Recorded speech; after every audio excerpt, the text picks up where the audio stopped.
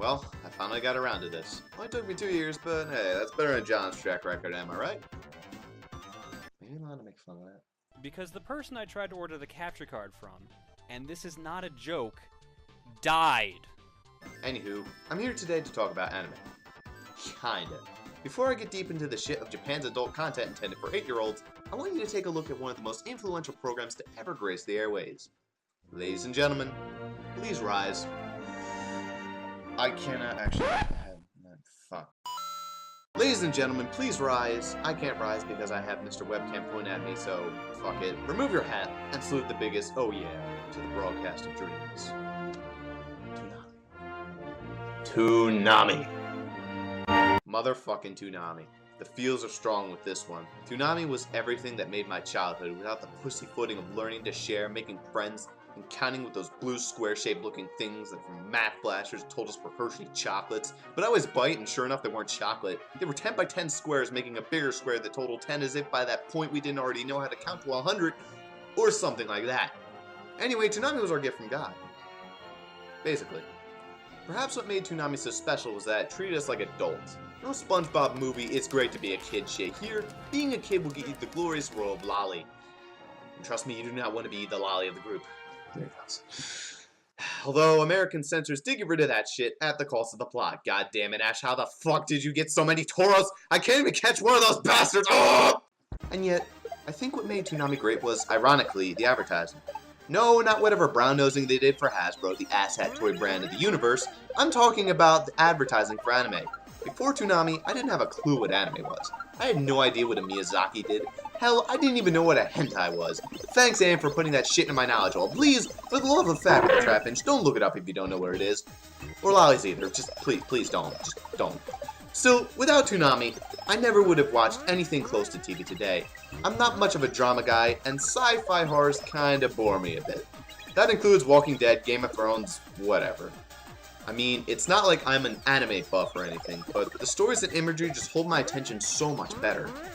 I'm not going to spend this episode going into said anime. Simply put, I want to pay my respects to the candle that lit a little flame in a ton of children's hearts. Your heart is on your right side. This is the Anime Talk Show, Episode 0. Toonami.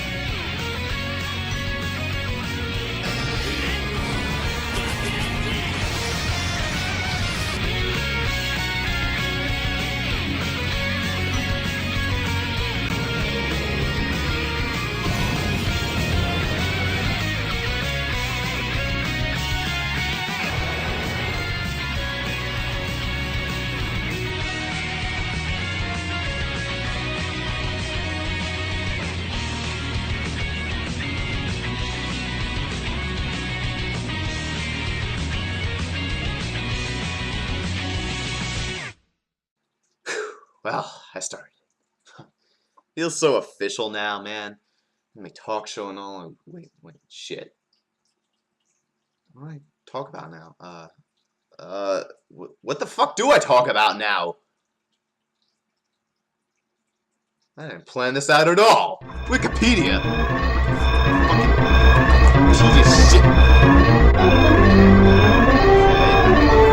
Okay, the browser's not working. Please open the fuck Wikipedia. Okay, there it is.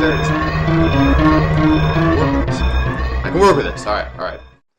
I suppose it would be best to start with history. Well, that's where the wiki starts anyways. Toonami began way back in 1997, after an afternoon weekday broadcast.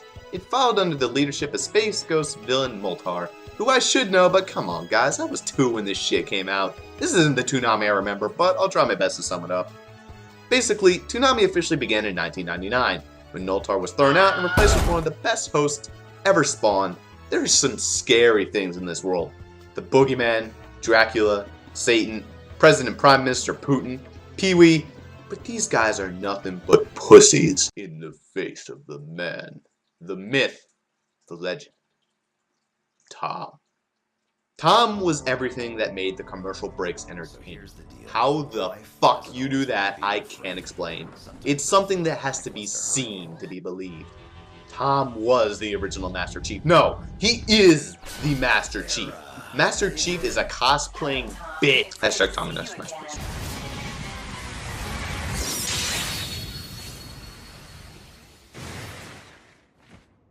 Why don't I show you the difference between your power and mine? You quit scratching your ass, bub, and get into the fight.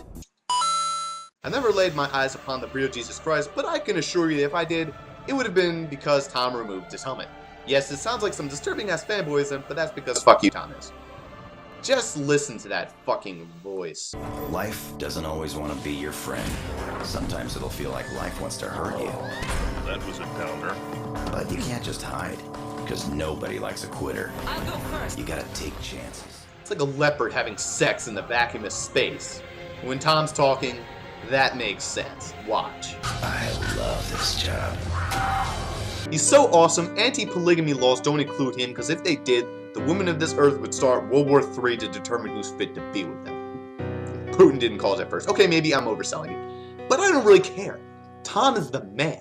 The idea was perfect. Have a badass robot give the kids some hardcore shows to watch on a cool Saturday night into Sunday morning. That's the Toonami I remember. Nights alone in the dark in my cold, freezing ass basement watching the shows I waited all week to see. And most of them were fillers, so fuck you, Toonami. Nah, just kidding, they were awesome. The other host of the show, appearing after a ton of their promotional events, was Sarah.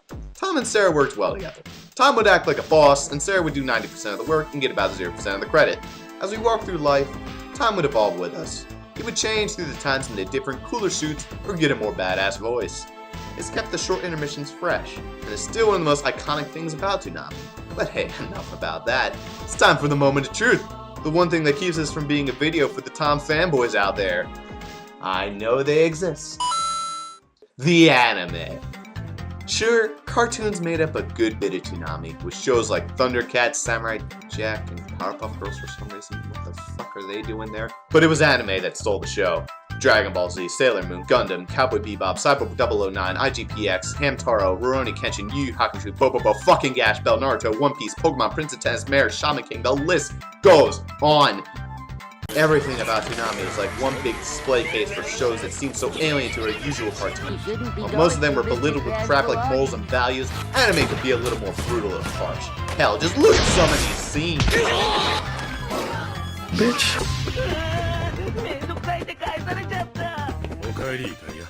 I hope to talk about some of these series when I actually come up with episode 1 of this anime talk show thing. But until then, I don't want to give too much away. Just know this. If it weren't for Toonami, my love for these shows would never exist. The culture I've gained just by watching these shows is a treasure I've come to respect and wish to grow. Every year's lineup was different, giving the possibility to really market these animes into our mainstream minds.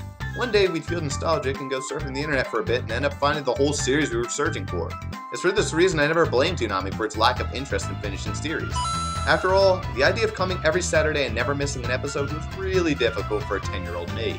There were plenty of nights I just couldn't make it to watch these shows. The effect was placed though. I grew to like some of these shows, chose not to watch others, and my interest was planted where it needed. Then, a tragedy of sorts struck. September 20th, 2008. It was on that day that Toonami shut its doors and forever banned immigration into the United Enterprise ship ripoff. Okay, that didn't happen. The members of the show moved on to different sections of Cartoon Network, and we were left scared, alone, and with just one final broadcast. I can't say for certain if I was really there for the final broadcast, but I seem to recall I was. And when I hear Tom's last words, even if I'm wrong, I feel like I was there. By 2008, I didn't have anything more to draw me to Toonami. There were no shows I liked, and the quality had kinda taken a nosedive. But I remember his final words, clear as day. There's the quote used in Wikipedia. Well, this is the end, beautiful friends. After more than 11 years, this is Toonami's final broadcast. It's been a lot of fun, and we'd like to thank each and every one of you who've made this journey with us. Toonami wouldn't have been anything without you. Hopefully, we've left you with some good memories. So, until we meet again, stay gold.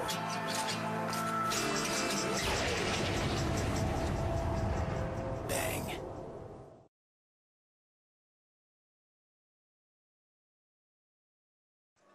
That quote is brilliant. Nothing more to it.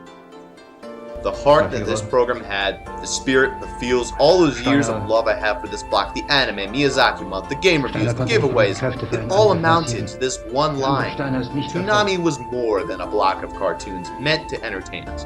It was life. Truckers love, truckers love. There were laughs, tears, and feelings in every minute of that block, and I really missed it. The memories, man, the memories.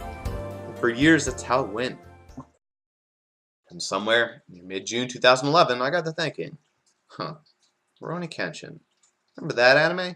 I wonder if it still holds up. And sure enough, YouTube proved it did. Oh yeah, it proved it did. That same summer, I began One Piece. And the later spring of 2012, over Easter break, I watched Usagi drop, my first English sub. And then Gash Bell.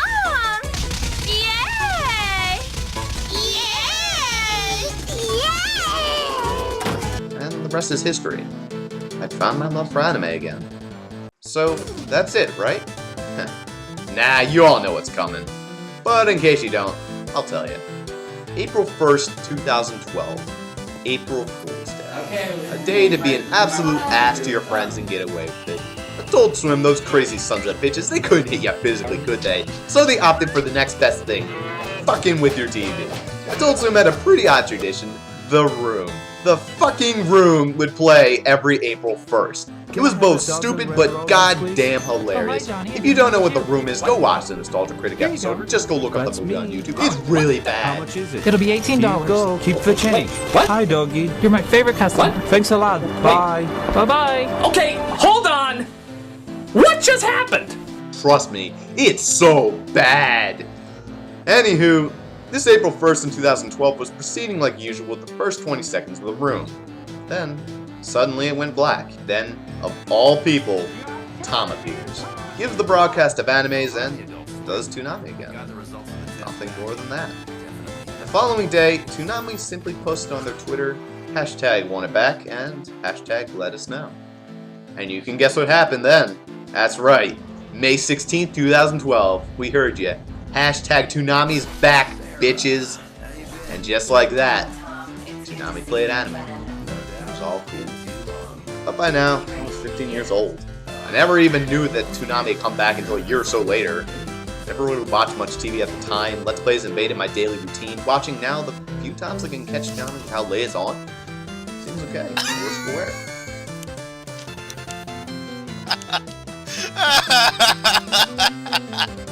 Toonami was my intro to anime. Now I had to explore on my own.